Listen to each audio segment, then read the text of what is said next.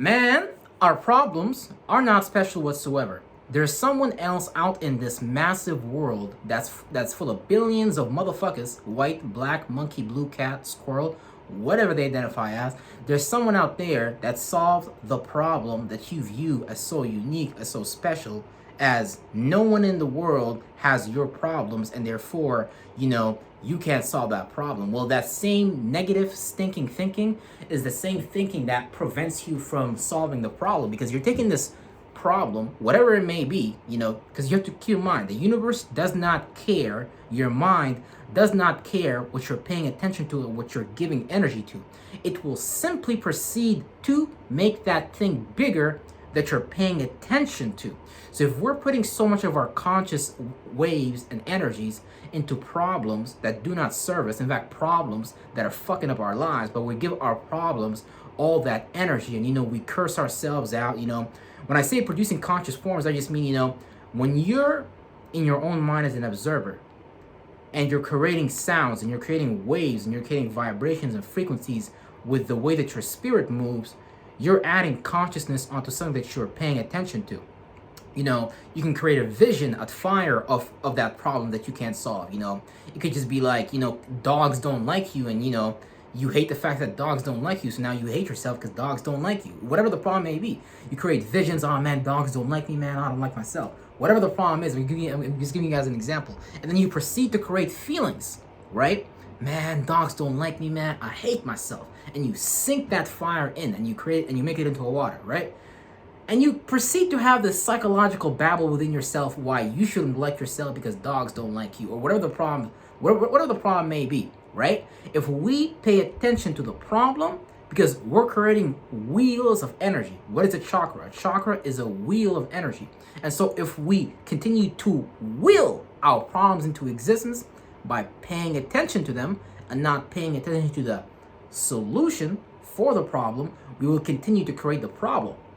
Now, this is just universal law. If you pay attention to something, the energy will flow into that something. So if you constantly think and feel about your problems without actually creating the solution for your problems, because it's literally 1 + 2 = 3. 3 is the solution. Now, you have to look at, what steps can you take to start solving that problem, And first, what you have to do is actually begin by identifying that problem, When you identify that problem, you got to ask yourself, well, what action can I take depending on the problem? It could be a financial problem, it could be a relationship problem, it could be a wisdom problem. There's a lot of problems that we perceive as special, and a lot of the times usually these problems are made of beliefs of ourselves that that we can't solve problems. You might have grown up like me, shit.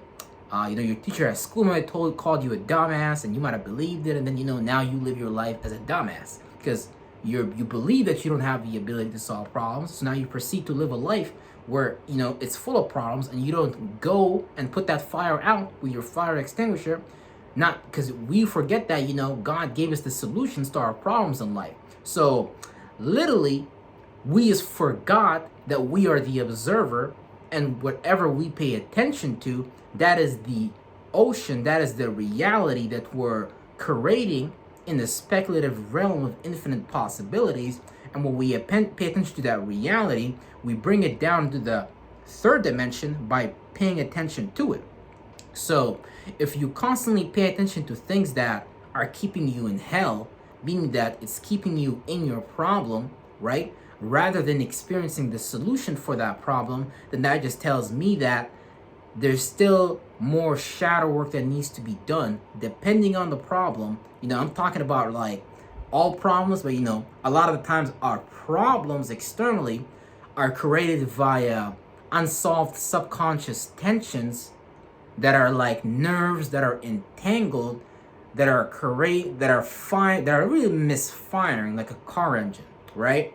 So when we get into the subconscious mind and we really get into the earliest layer of those traumas, because a lot of the times what we consciously feel on the surface, meaning that the feelings that come up in our body as representations of the subconscious embedding of energy that could have taken place, You know, these things are just a symptom of the subconscious mind. Meaning that's why I always advocate for diving deeper, deeper under the surface. You don't want to just look at the iceberg from outside of the ocean.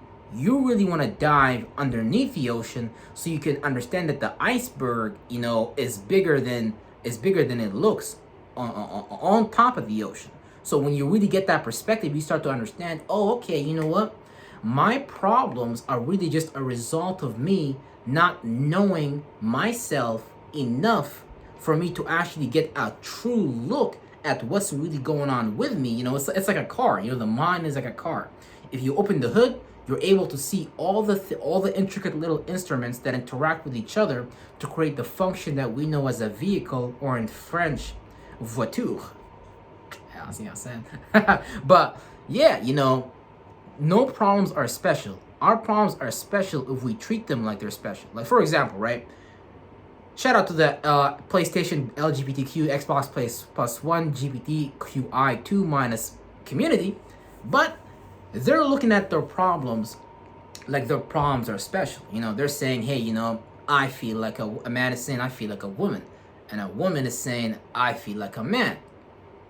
Well, that's a problem. The solution that they proceed, for that problem, like the medical community advocates, that is really ran by the shadow government, which is a nefarious organization, actually.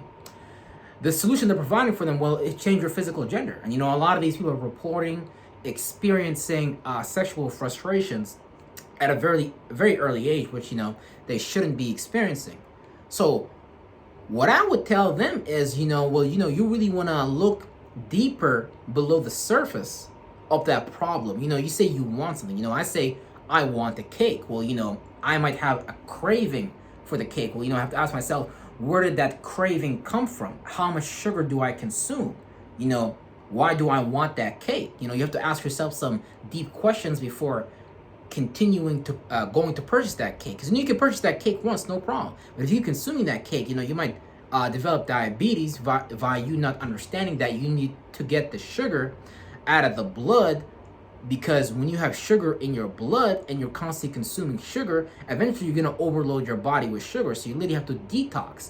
So what I would proceed to tell the Xbox One, PS5 community is, you really want to detox from the thoughts and feelings that you have, because you're really choosing a solution that is surface level and is not actually solving the core problem. See, the core problem is always going to be deeper than the surface level solution.